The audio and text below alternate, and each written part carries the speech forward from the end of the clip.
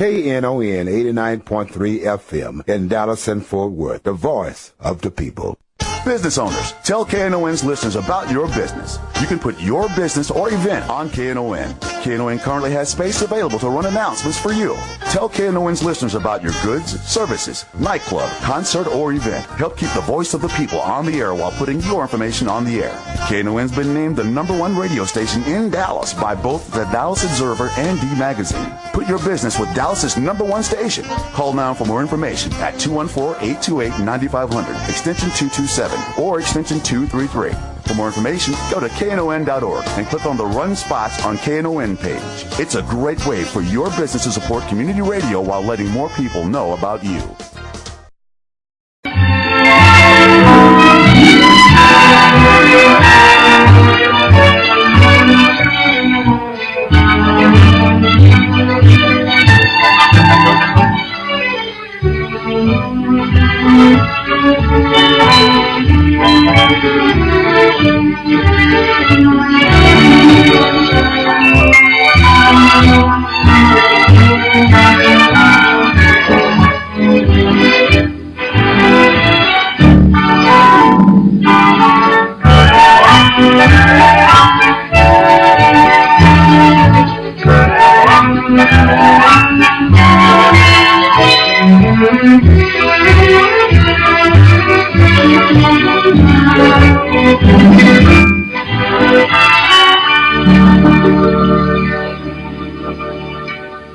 And good morning and welcome to Lambda Weekly. I'm Dave Taffet. I'm here in the studio with the late Patti Fink, who's running a little bit late. That's not on? You're not coming through. I'm not coming through. Why aren't I coming through? And there I am. I'm coming through as far as I can hear. Okay. You did so well with the theme song this time, Doc. After 4 weeks, we finally have a theme song. I don't know what came through or not. This is Lambda Weekly. I'm Dave Taffet, and I'm here not here in the studio with the late Patti Fink. She'll be here in just a few minutes. Lerone Landis is off. He's taking a parenting class today because he's about to adopt. He and Danny are about to adopt another child. We were talking about it a little bit, and why after having a kid for 4 years does he have to take a parenting class? Well, because his first child is his. This is the first time he's actually adopting, and there are all kinds of rules and things that you do when you adopt. Like they need to teach you that if you're going to foster, because usually it's foster to adopt, if you're going to foster, you can't do things like certain punishments that just seem normal because of the way these kids very often have been treated in their own homes. So they go through all of those parenting rules and the differences between parenting an adopted child, a foster child. Anyway, he's taking the class with Danny. I'm not sure when he gets the new kid. Maybe for Christmas. That's a good time to get a kid. They'll probably wrap it, put it under the tree, knowing the two of them. And there'll be a 2-child family. Very suburban of them. We're proud of him. No, we're proud of him and what he's doing. Our guest today is Steve Ramos. Steve is the new editor of the Dallas Voice. Welcome, Steve. Thanks, David. Tell us a little bit about your background. There was an opening at the Voice. Our editor did leave, and we were editorless for about 4 or 5 weeks. Right. And Steve jumped in and changed everything. No. You didn't. Give us a little bit of your background. Where the hell did you come from? Oh, I'm originally from the Texas Panhandle, in a small town north of Amarillo in Dumas. And I was there, actually, when I came here. I was working for my hometown paper. The second time I worked there, back in 2004, I was the editor. And so I've worked for papers in Texas, Georgia. I covered the war in Iraq for a bit. And then I saw the posting for Dallas Voice and applied, and so I'm here. When you were covering the war in Iraq, were you embedded? I was embedded. I was yes, as an embedded reporter with the Marines. Huh. What was that like? Oh, wow. I guess because of my age. Because you were in the military yourself. I was in the Air Force, right. But I think because of my age, because I was embedded with young men who were the age, if I'd had children, would have been my children. So I think that made it more poignant, I guess, more emotional when I saw, young men's lives changed or ended, and they could have been my sons. And how long were you there? Oh gosh, a total of maybe 16 months. How do you write when you write for when you're writing and you're embedded? You don't have an office to go back to. I'm so spoiled. I have everything now. We've been spoiled by the computers, so Yeah. everything is. You have a satellite phone. You hook up your laptop to the satellite phone, and you just email your stories, and photographers are emailing their pictures back. And the late Patti Fink is with us. I am, and you were coming through. I was coming through. You were Well, coming Doc through. told me I wasn't coming through. So we had a perfect beginning, Doc, and you ruined it by telling me I wasn't coming through. So even when you do well, It's good to repeat yourself, though. it is good to repeat myself. So you did that for about 16 months. What's it like coming back after being in the middle of a war for 16 months? I mean, you weren't fighting, but that sure Well, is... the embedded reporters, you are with them, so no matter what they're going through, you're going through it as well. Yeah. And you're just not armed like they are. You're reporting. I guess every war is different. I mean, coming back from the reporters covering Vietnam or the First War, I think for this one it was more of the apathy. I think what shocked me of the Americans not being aware of really what was going on in Iraq or Afghanistan. The Americans not aware of the disruption of life in Iraq, for example, that you have the cradle of civilization in Baghdad, and their civilization has come to a standstill because of we're there. And we talk about how many of our men and women were wounded and killed, but we don't even know the accurate number of Iraqis that were killed in hundreds of thousands, and it's disputed. But people don't realize that, it's a total disruption of their life. It's war.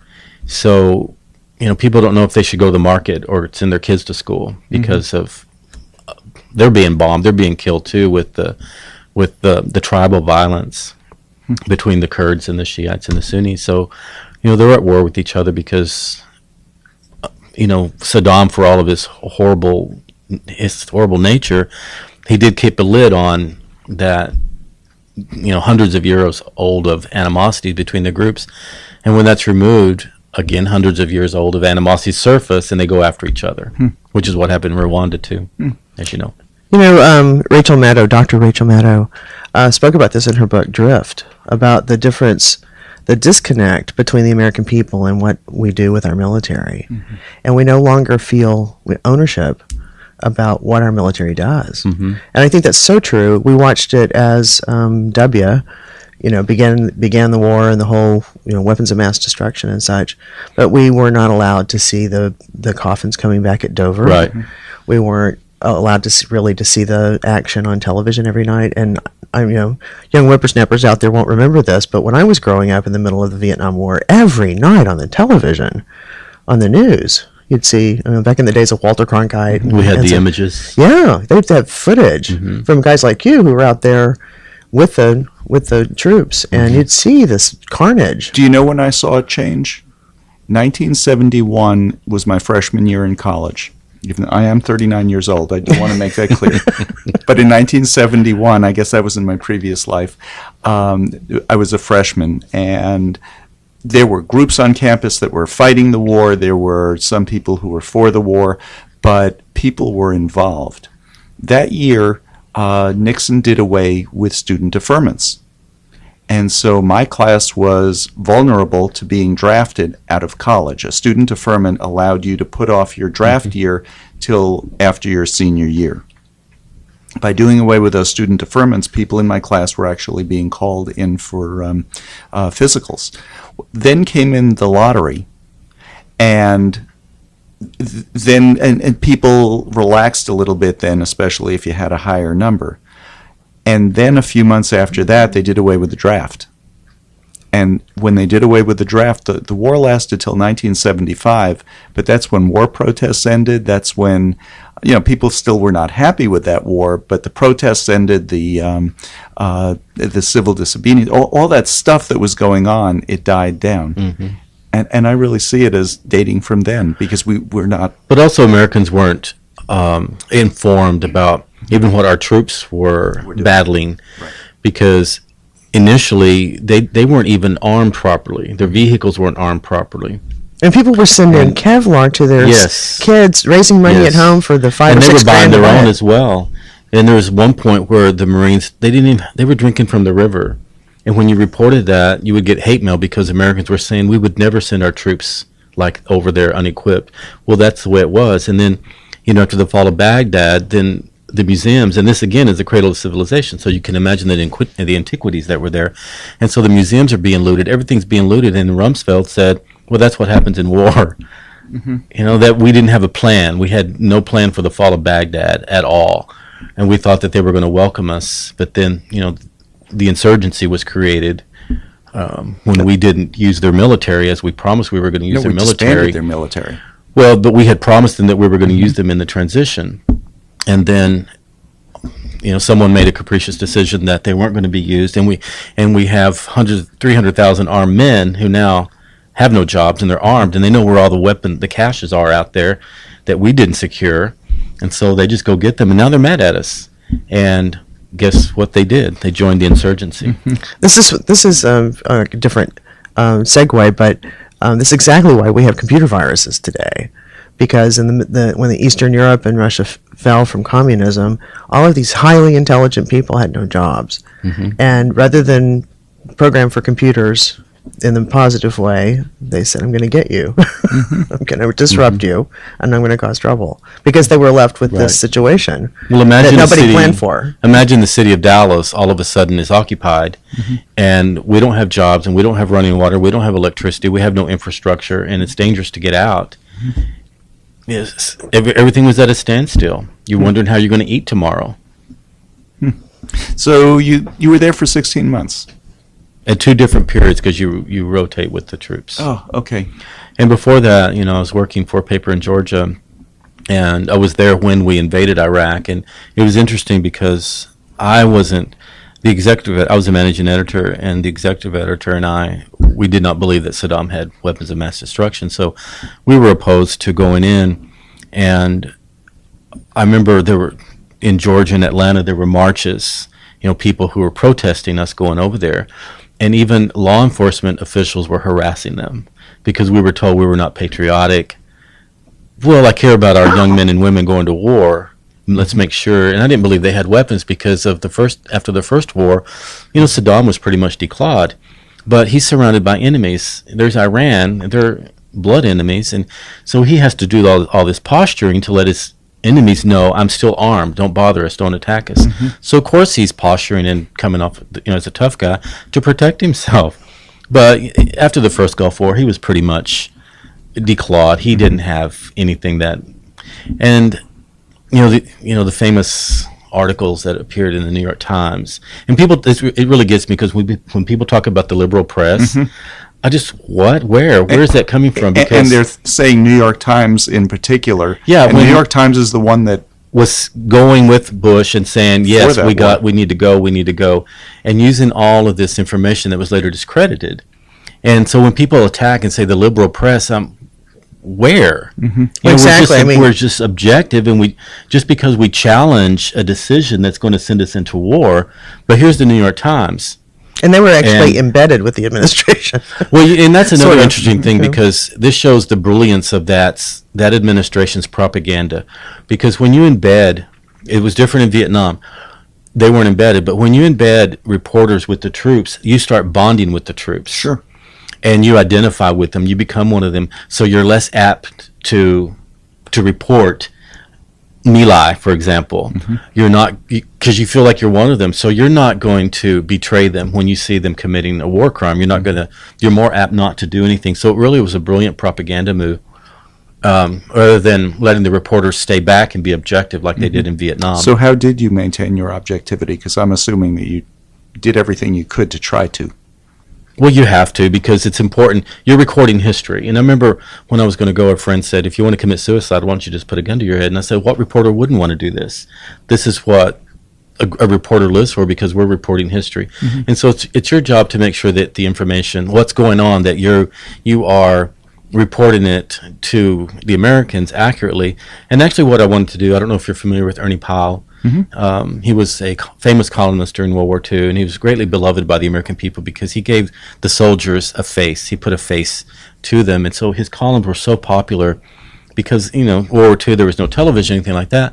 And so here's Ernie Powell reporting from the front lines. He's kind of embedded with them, but he's making the soldiers' lives personal, what they're going through to the American people. And that's what I wanted to do, because when I would see the news say 2 soldiers killed, 3 Marines killed, well, this is a death that is going to affect this family for generations. And instead of just statistics, numbers, who are they? And these are 18, 19, 20-year-old men and women who are performing heroic things every day that aren't, they're not getting medals of honor for them, but they're performing heroic acts that are deserving of a Medal of Honor. So you have to maintain that objectivity, even though someone might be threatening you, where an officer or a colonel or somebody is threatening you that they were going to kick you out if you report this. But it's important to keep them in line too. And crimes do happen. It is war, and people want it to be so sanitized, but it's not. It's very nasty, and it's cutthroat. So I feel like we should have done more, actually, in Afghanistan especially. When you go to war, you go to war. I remember those times, especially in 2003, right after we went in to Iraq. The attitude here was that, if you just mentioned it in the grocery store, people would glare at you. Don't criticize, don't criticize. That's un-American. It's un-American to speak against the president, to speak against... Because we still had that 2001 September 11th mentality that was drummed into everybody. After Pearl Harbor, I think it might not have been the next day, but I think it was the day after that, the Congress started an investigation. Where's the September 11th investigation? What happened? How did we let this happen? Never happened. Never happened. Right. Well, the 9/11 Commission did occur, but it occurred much later, and years later, and they weren't really looking for anything. They were trying to prove that we'll do that. It was sort of like the Warren Commission, sort of. It was sort of like the Warren Commission. And speaking of the Warren Commission, we need to take a break in just a couple of minutes, but we'll talk about this afterwards. This week, of course, was the 50th anniversary of President Kennedy's, and yes, I will say the word assassination. I know. We've been told, all of the press has been told by the city, don't use the word assassination when it's not necessary because it gives the city a bad name. The city had something of a commemoration. Most of us were not allowed to attend. Those who did, including all city officials, had to go through a full background check. I was talking to Valletta Lill, former city council person from Oak Lawn, and she said, I went through a whole background check. She, I said to her, well, it's supposed to rain tomorrow. Gee, sorry you can't bring your umbrella. Right. Yeah, gee, thanks. I said to her, what were they worried about you for? I understand why they were worried about Chris Luna. What with you? She said, I don't know. So, the one who made out was the guy with selling the clear ponchos. They were everywhere. Yep. So why don't we take our break? You're listening to Lambda Weekly on 89.3 Knon FM. I'm Dave Taffet here in the studio with the late Patti Fink. Our guest is Steve Ramos. He's the new editor of the Dallas Voice. It's almost here. This Thursday, Thanksgiving morning, it's a very special KNON tradition, and you are invited. This is Blue Lisa from KNON's Big Texas Blues radio show, and I'm hosting a live broadcast in the KNON Live Music Room during my show this Thursday, Thanksgiving morning. We'll have live music from the Reverend K.M. Williams, Holland K. Smith, KNON's own Greg A. Smith performing with J. Mack, and James Hinkle performing with Jackie Don Lowe. Chef Ivan from the Alligator Cafe is preparing his Thanksgiving special. You can't get this menu any other time of the year. It's for this event only. Hurry and get your tickets because seating is limited. Tickets and more information are at knon.org. Doors open at 8:30 a.m. and we go on the air at 9 a.m. It's a great way to start your Thanksgiving day with your friends from community radio and the blues community. This Thursday, Thanksgiving morning at the Knon Live Music Studio, this is a Knon benefit event. The Dallas Volunteer Attorney Program, a joint initiative of the Dallas Bar Association and Legal Aid of Northwest Texas. It is an organization dedicated to increasing and enhancing pro bono legal services to the poor in Dallas through the recruitment, training, and support of volunteer attorneys. DVAP offers numerous legal clinics for Dallas County residents. For more information, dallasbar.org/DVAP. This is Kimberly Truex of the GLBT Wedding Expo, and you're listening to Lambda Weekly on 89.3 KNON FM.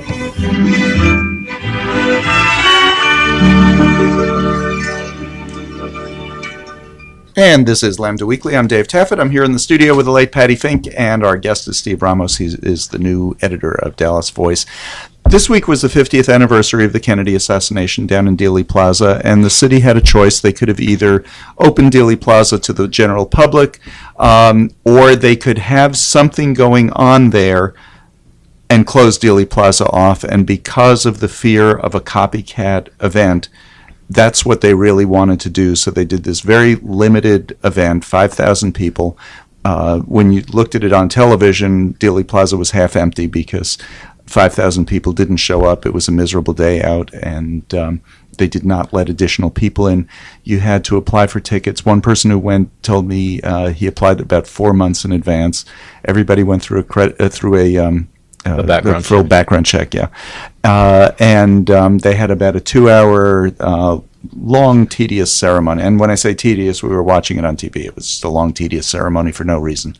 And they had to congregate at the American Airlines Center, and then they were bussed in, so that they could control who was there, because there was a perimeter around it. You couldn't get within 2 or 3 blocks of Dealey Plaza. County offices were closed. The 6th floor museum was closed until 3 o'clock. DART, the red and blue lines, stopped running because it goes around, as I put it, around the pergola where the second shooter was standing. I did a viewpoint on it, and somebody noticed that I put that in and said, "Yeah, we're doing great until you mentioned that." There was a woman who was there that I knew. She's referred to in the Warren Commission as the lady in red. Her name was Jean Hill, and she said she was standing right in front of that. She heard the shot. She turned around and she saw a puff of smoke from there. I'm not a big conspiracy theorist. I just think it was more than one person, which does make it a conspiracy. Right. And that doesn't mean that the CIA, oh my God, just because George H.W. Bush, who was in the CIA at the time, was in Dallas the day before. I'm really not going through all that stuff. I really am not. I just think it was a few people who were involved. Well, I've been fascinated. In fact, at a very early age, I was reading a lot of those conspiracy books, and my mom would say, "You should be reading that." And like a 9-year-old to be reading a full book about the Kennedy assassination, I thought was pretty good because my vocabulary, was hopping. But yesterday, Thursday, I had the coverage on, and I worked from home, so I was headed on going in local coverage, and they were talking to the guy who had given Oswald a ride from Fort Worth. And the reporter said the alleged shooter of John F. Kennedy. He used the word alleged. Mm-hmm. I guess because he was never convicted. Right, but if they're maintaining that there was no conspiracy, official. then he is the shooter. It's not alleged anymore. Exactly, and the Warren Commission sort of said, "Stamp, that's it." The government says that he is the shooter, so it's not alleged. Right. But I thought it was interesting that a local reporter would use the word alleged. But the second commission in the 70s did conclude that there might have been other people involved, without naming any of them. The other conspiracy theory part of it that I think is interesting, they just released this week some of Jack Ruby's papers. Mm-hmm. What are they holding them for? If this isn't a conspiracy, if Jack Ruby was just this lone gunman, crazy person who decided to go in and shoot Oswald, what are we holding these papers for? Yeah, they should put it out there and end those theories. Mm-hmm. If they have the information that can end them, then put it out there. Okay, so in our office, we were talking. Actually, it started off with me ranting. Imagine David ranting. Yeah. He knows me already. But what did we come up with that we really thought would have been a more appropriate commemoration? Dallas really did miss an opportunity, as David said, because I was telling people that I have an aunt who, at that time, had moved to Wyoming. I remember she told me that they moved to Cheyenne. And, well, I think they were there at the time of the assassination. They went to the drive-in, and they still had Texas tags. And so they went to the drive-in, and people were really nasty to them. You know, you Texans, get out of here, murderers, and all that. So Dallas really missed an opportunity here where, and I think the state of Texas, to show that we are not 1963 Dallas, that we, in its 50 years, we have evolved. And what they did, I think, was focus in on the horribleness of the assassination. You know, instead of celebrating the city that has emerged because of that, to where, you know, David and I were talking earlier, it could have been this incredible celebration of culture. And also, 1963, you know, we say it's the end of Camelot, but also it was the beginning of all these revolutions, social revolutions that brought about women's rights, gay rights, civil rights, that began with that.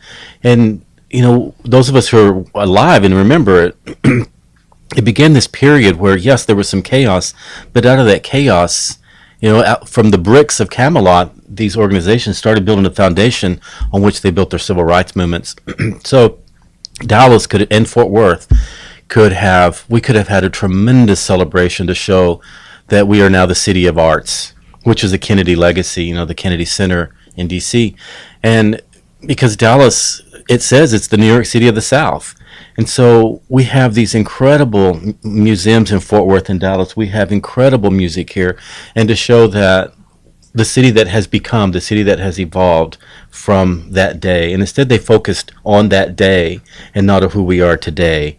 So as David was pointing out, there should have been an organized, just this incredible orchestration of all the minorities coming together as celebrating the rights that we have achieved now and the arts that we have in Dallas now with the Meyerson, with Bass Hall in Fort Worth, with the Dallas Opera. And as David pointed out, the Winspear City Performance Hall. Right. City Performance Hall, and I said this in my Viewpoints piece, should have been booked 3 performances a day, and it should have been, are you going to the dance thing there? No, I'm going to the lecture that's afterwards. And I'm going, the Dallas Museum of Art that features Arts and Letters Live and brings in authors, and it sells out months in advance.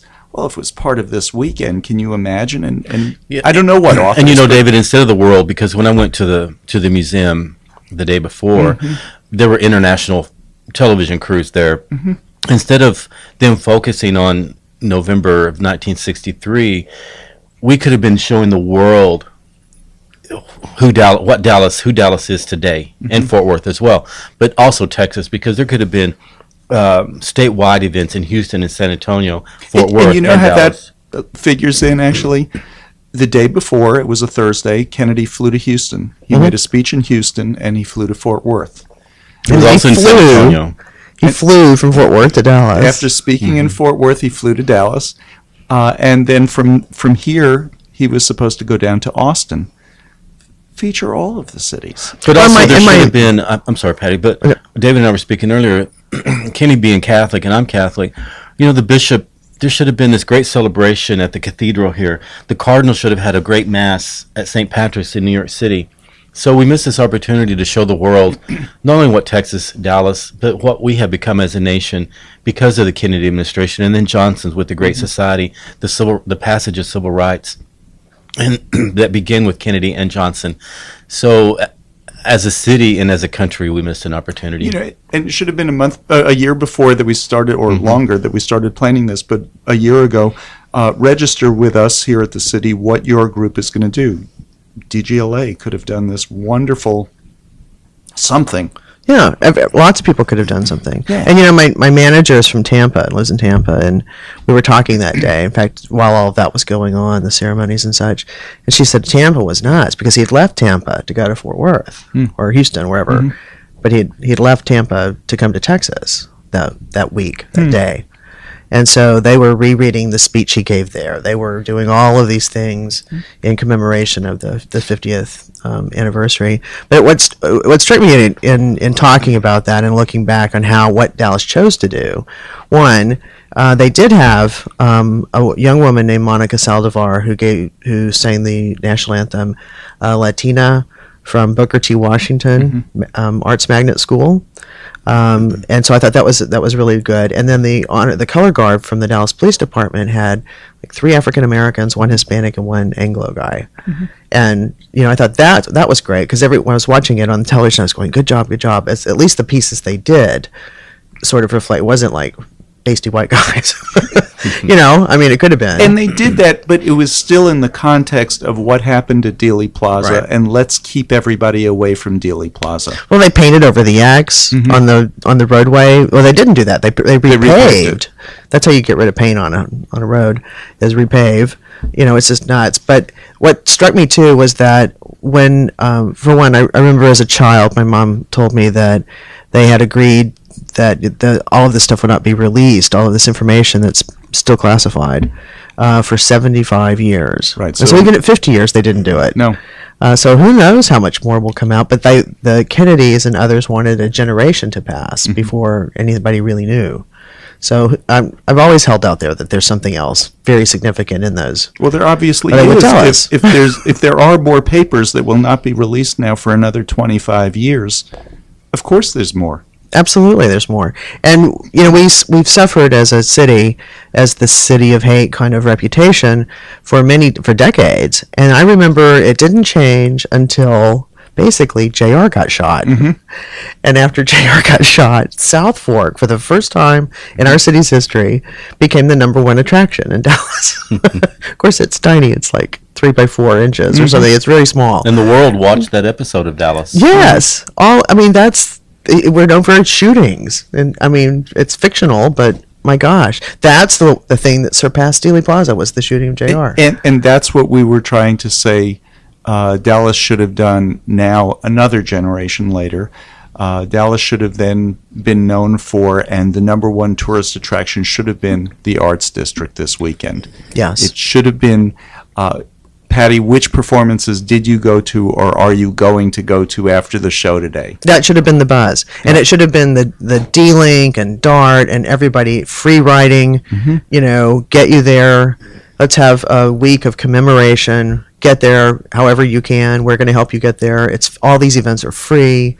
Go and all celebrate. over the city. The Arboretum should have done something. The theaters up in North Dallas, not just the arts. There should have been so much going on this weekend that everybody in the city was participating in something. And every hotel room in the city should have been sold out. It was an opportunity to showcase. Yeah. City. And when I say that every hotel room in the city should have been sold out, it sounds like, that sounds like you're really commercializing it. Yeah. So, But not about the assassination per se, about Who the we've Dallas become. of today. Yeah. And the New York Times did a great piece that included a featured about Lupe Valdez, our sheriff in Dallas County, how she's a Latino lesbian, and the sheriff 50 years ago, and all of the contrasts. he wasn't a Latina lesbian, was he? No, he was not. But it shows you how much the city has evolved to where Yes. not only do we have a Hispanic, but she's gay. In her third term. Yeah. In her third term. Of Dallas County, one of the largest counties in the U.S. This is Henry Wade country in terms of Dallas County. We have an African American DA. There's a lot of things that have changed dramatically since then. The Texas Theater's still up and going, and I thought that was interesting that they played the same movie that was run that day. They did. It was sort of War is Hell, speaking of war. But they revived that and made it something different. It's not only about what happened there in terms of that story 50 years ago. It's a thriving thing. It should have been part of the celebration. And I mean celebration. I mean it just that way. Just like, because this was the point of the story in the Dallas Voice, that assassination really started something. It started the civil rights era, but Fueled it. It fueled it. It was after that the civil rights legislation made it over the hump and got put into. Well, it became very, very law. aggressive because the movement had certain relationship with Kennedy, and now they had to have a relationship with LBJ, and that fueling that relationship building in that moment, he was either going to do it or he wasn't, and so he was prodded ahead to do the whole thing and do it. Stonewall was in 1969. It didn't happen in a vacuum. We were building up to Stonewall. Things were happening during the 60s. Gay people were beginning to understand being arrested just for going to the bar. That's not okay anymore.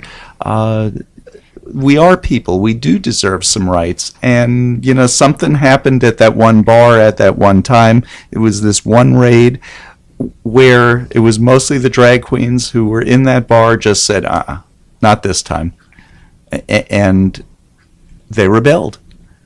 But it didn't happen in a vacuum. It happened, and I really think, starting with the Kennedy assassination. Well, I think that, I'm sorry, Penny. Oh, go ahead. I think that beginning in 1963, because if you think about music, for example. It's not me. That was Steve's. I'm sorry. I turned it off, but it's still going nuts. But anyway. These tables kind of echo. I'll sit on my phone, okay? I'm going to sit on it, tables. and so you can't hear it. I'll just feel it vibrating. But in 1963, if you look back even at the music, a lot of the parents were and their kids were listening to almost the same kind of music. It started to kind of separate with Elvis, maybe. But you look before that, there was just music, and parents listened to big band, and the kids listened to big band. It was the same thing. And then something happened around that time. The Beatles started, all that started. And then the young people had their own music, and they were thinking differently than their parents were. And I think the assassination, it just shattered this, I don't know if you want to call it a dream or this image or whatever, and young people just begin to have a voice. And women, the blacks and gays, they found their voice. I don't know if y'all agree with that, but it's... It was innocence lost. It was, and then we were already in Vietnam, but not to the extent of, say, 67, okay? And so that fueled it, because now we're finding our voice. We have the younger generation, as a kid in grade school, but... the first record I ever bought was "I Want to Hold Your Hand," and it was so big that they were selling at this little, it was called Roscoe's, we called it, this little corner grocery store. You will never believe what the first record I bought was.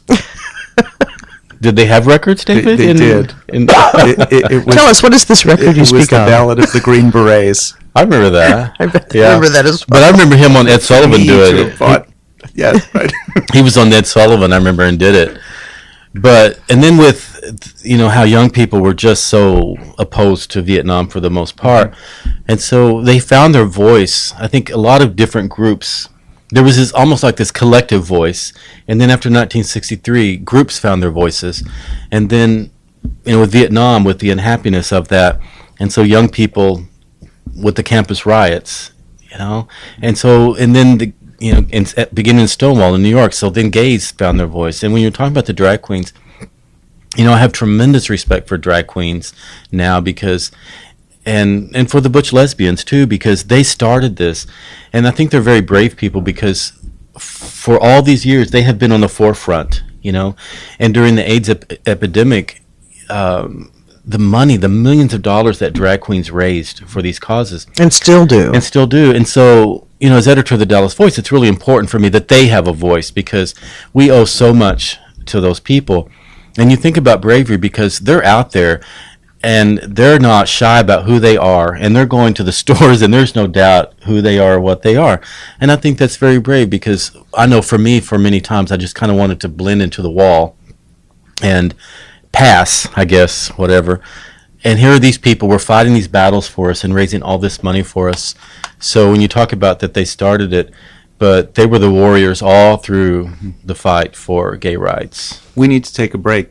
Speaking of raising a lot of money, the Gay and Lesbian Fund for Dallas, they were on our show about a month ago, had an event Patty and I were both there. Do you know how much money they raised? At the Audubon Society. For the Audubon Center. They raised and gave them a check for $145,000 from Wow. Yeah, That's a pond. So that's almost a lake. You're listening to Lambda Weekly on 89.3 Knon FM. I'm Dave Taffet here in the studio with the late Patti Fink, and we'll be back with more right after this.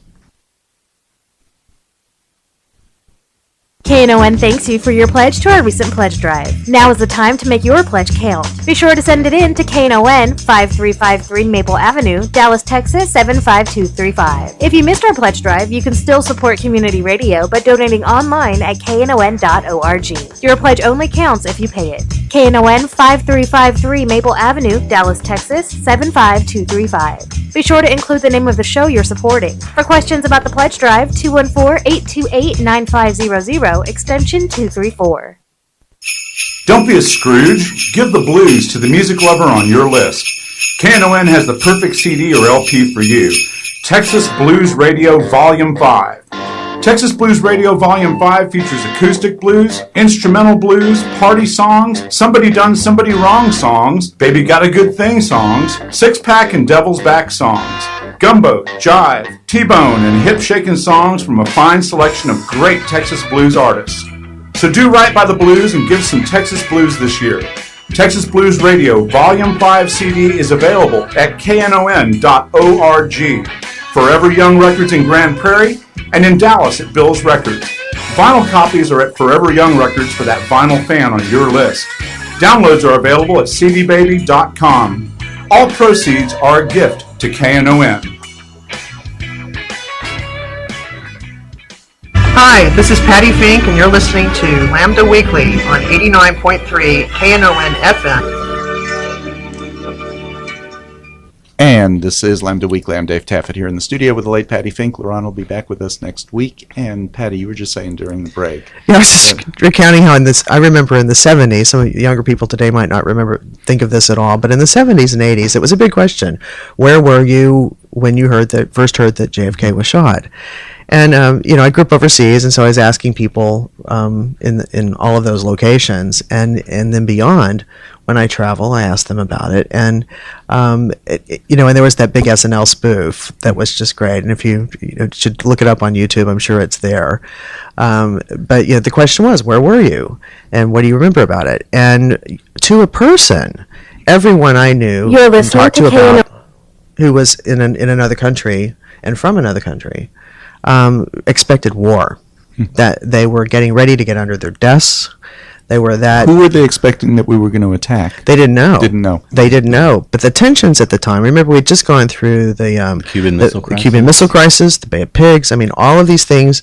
The Khrushchev, détente that was happening, and all of that sort of like accumulated and so snowballed. They were probably expecting that we would attack Cuba and Russia would step in and. Right. This was not about some wacko individual, or individuals choosing to shoot a president. Mm-hmm. This, for them, when you receive the news, it's the president of the United States has been killed. Mm-hmm. So now, what other actions are going to fall out from that? And they braced, and they prayed, mm-hmm. Because they didn't know what sector would it be? China? Would it be Russia? Would it the USSR at that time? Mm-hmm. Two major powers, though. Right. With nuclear weapons. Right. And so it was a very, very big deal for them. The whole world was watching to see what would happen. And, of course, the subsequent hours and days, the finger was pointing to Oswald. Mm-hmm. And so the whole world was watching who did this. Mm-hmm. And there are still conspiracy theorists out there who are not Americans. They're in other countries who have determined in their own minds that it's not settled. It's not settled that he did it alone. So I just think it's interesting from an international perspective that other people think. And they think of Dallas as the city where Kennedy was killed. Sure. Because we've done very little to change that. Until JR was shot. JR. And then we were the city where JR was shot. A couple of other things that have gone on this week. Texas National Guard. The National Guard is under orders from the federal government, which funds it, to register same-sex couples. Steve, what happened this week? Oh, several things happened. Texas is still defined, but one of the interesting things that happened too was in Oklahoma. Oklahoma, I love Oklahoma. And the governor there, because that state is also defined federal orders, and so in order to avoid giving same-sex couples the benefits that the federal government has said that they are entitled to, when one spouse is serving in the National Guard, and so the governor there just said, we're not going to give anybody any benefits in the National Guard. Oh, that's insane. Yeah, That's and insane. so first they were saying, so now the new Oklahoma governor is saying, well, now we're equal. And for me, I keep harping about. To me, it's all, we're back in the 50s and the 60s, where the federal government is saying you will integrate, and the southern states, Texas included, is saying we give them education, just not with us. But it's equal because they have their schools and we have our schools. And they, we let them come in our restaurants, but they have to stand up and order and then leave. They can't sit down. And so it's kind of the same thing with what's going on, because these are southern states that are defined again. And I keep harping, and anybody who will listen to me, is that, what is it about the South that we love to have our butts kicked by the federal government before we will evolve socially? And it's going to happen. But each time it takes the federal government, the Yankees, to come down one more time and make us evolve socially. Well, all Hagel, who's the defense secretary, has to do, all of the equipment that the National Guard uses is federal equipment. He should pull it all out. All he has to do is threaten that he's going to take the National Guard's planes and tanks and bullets and trucks and stuff, because the National Guard, even in a local disaster, wouldn't have that equipment. Right. But that's still our southern mentality, that we won't do anything until the federal government just puts its boot on our neck and makes us do it. So back at Central High, they had to send National Guard troops into Central High. They stayed there the whole year. They sent them into Mississippi. And now we have, in order for us to comply, it's going to take the federal government doing something drastic again. Did you see Stephen Colbert's take on this? It was so funny. He was saying, this is equality, and you can't give it to gay people because it just ruins it for straight people. He said, just like take public education. There are gay kids in those schools. So we should close all of the public schools because we don't want our straight kids going to school and learning that they might be gay. Close the schools. Because that's equal for everybody. And he said, we thought it was okay when they did away with Don't Ask, Don't Tell, because who thought gay people would want to serve? But now that there are gay people in the military, we need to get rid of it. And in it's a very conservative viewpoint. It is a conservative viewpoint. She's brilliant, this Mary Fallon. Oh, she's not going to get reelected, but she's brilliant. Well, you see it with GSAs, you see it with all the kinds of things. The minute anybody says, well, we want gays to be included here, they say, well, nobody can have it now. Right. Nobody can have it. Do you know family benefits at like the family memberships at like Baylor, rather than let the gay couple have a family membership at a cheaper rate. No family memberships for anybody. No, for anybody. It's a common ploy. Because two guys who could have joined as individuals anyway asked to get the rate that everybody else gets. No. Steve and I went to a GSA over at Bryan Adams High School a couple of weeks ago. That GSA started this year with 100 members. Wow. And it's 8 years old. Yeah. Wow. And growing. That's pretty significant. That's a big group of people. And I was talking to a friend of mine the other day who graduated from Bryan Adams, and he was surprised that Bryan Adams had it and that it's that old.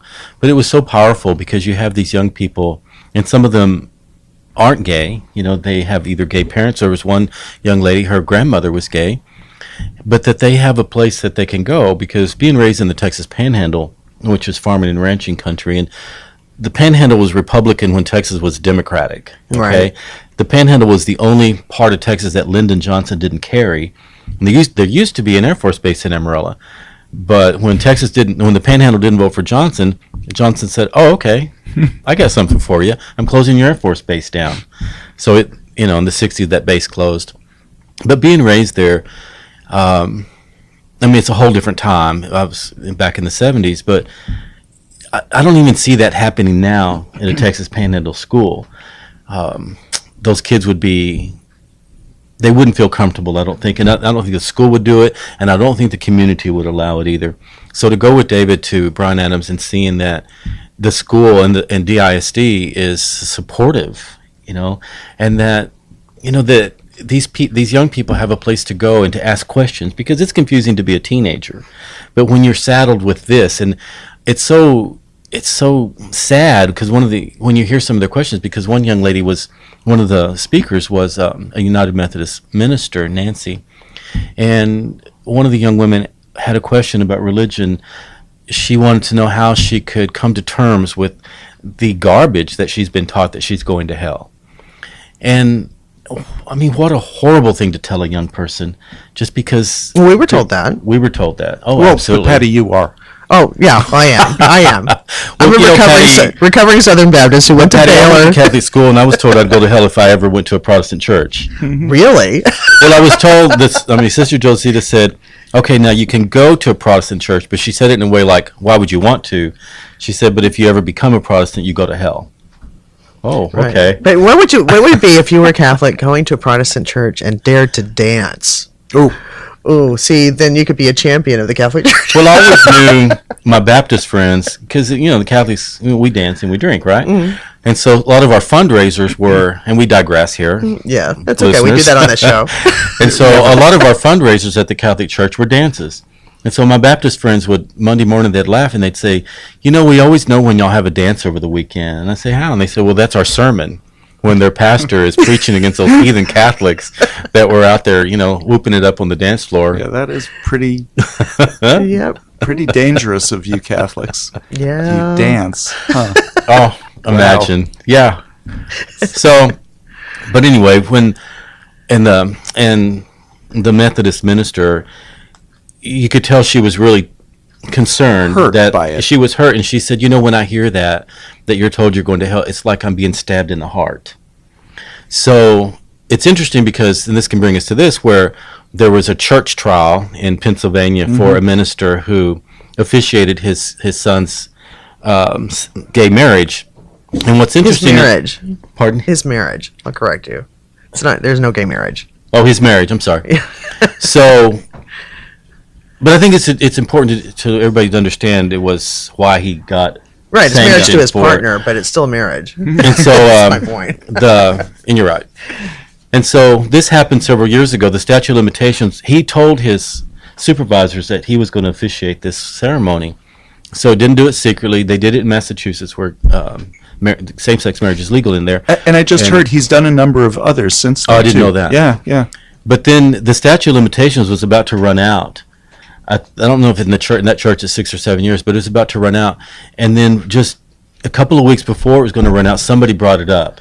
And so they brought him to like this, it's like Salem, Massachusetts back. This tribunal. And the Spanish Inquisition, and you will recant or we're going to quarter you and burn you at the stake. Here's what he got. He got a 30-day suspension. During that time, he has to decide whether or not he's going to follow all church rules. And what he said was... that basically he doesn't see how he's not following church rules. And by the way, if anybody would like to get married, I would love to officiate during that period. And they told him that he would be defrocked if he if he chooses to remain in the But I think this is going to be a catalyst do that. In the Methodist Church, that it's going to force them to start talking about that.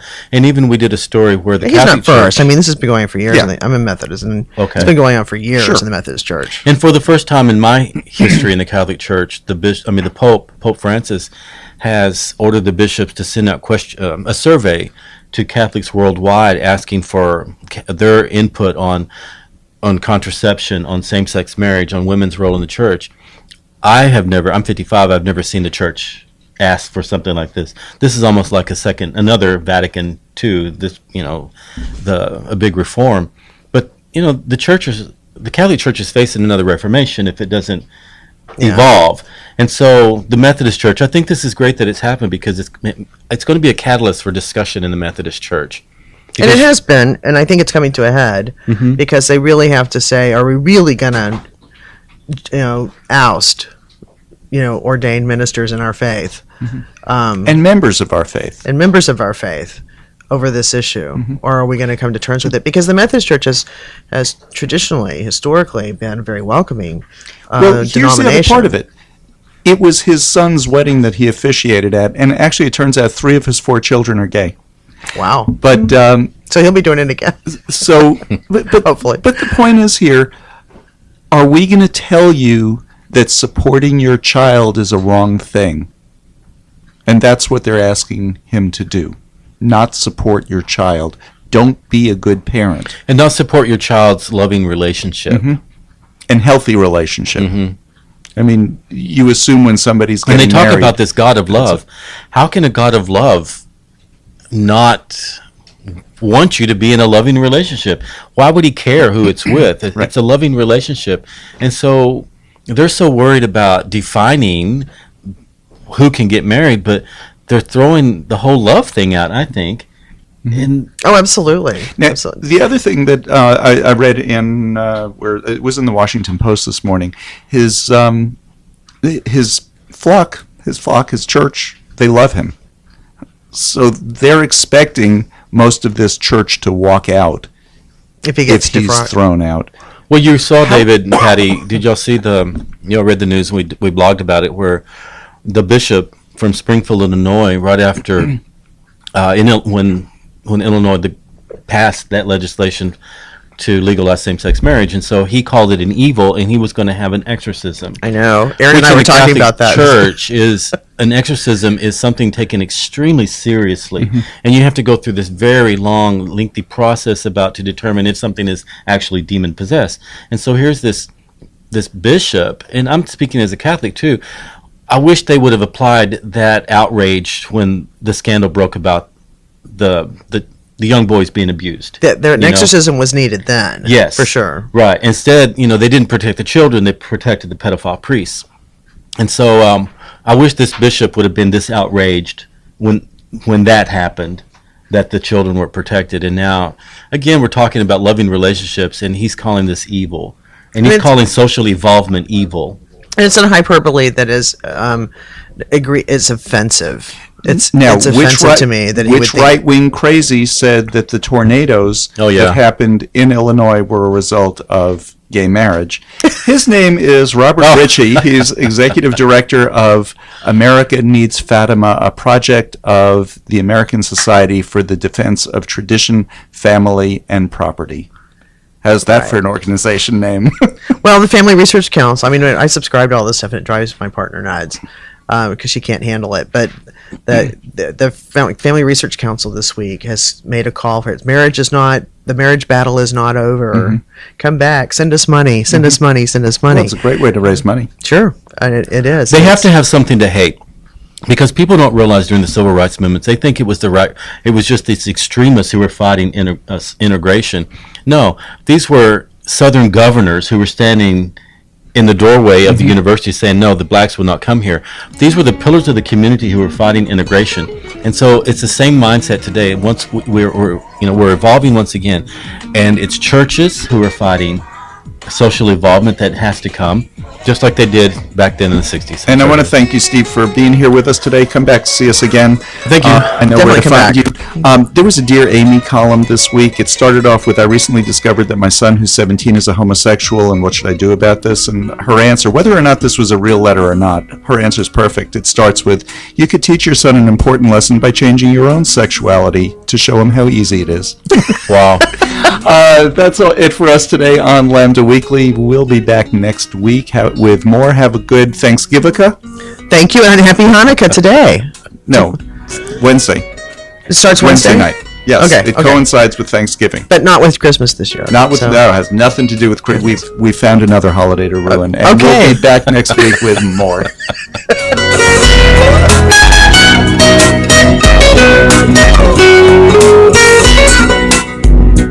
KNON 89.3 FM in Dallas and Fort Worth, the voice of the people. Business owners, tell KNON's listeners about your business. You can put your business or event on KNON. KNON currently has space available to run announcements for you. Tell KNON's listeners about your goods, services, nightclub, concert, or event. Help keep the voice of the people on the air while putting your information on the air. KNON's been named the #1 radio station in Dallas by both the Dallas Observer and D Magazine. Put your business with Dallas's #1 station. Call now for more information at 214-828-9500, extension 227, or extension 233. For more information, go to KNON.org and click on the Run Spots on KNON page. It's a great way for your business to support community radio while letting more people know about you.